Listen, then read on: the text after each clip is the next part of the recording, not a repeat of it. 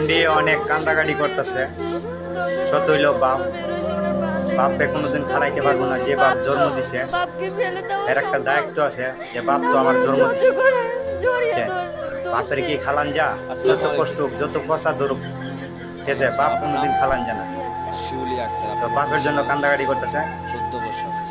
সবাই ভিডিওটা দেখবে।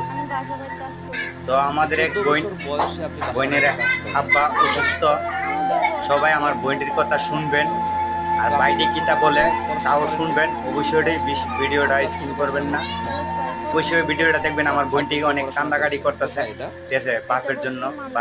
বাপের পাউডা পচে গেছে গা, ঠিক আছে, টাকা লাগবে অবশ্যই।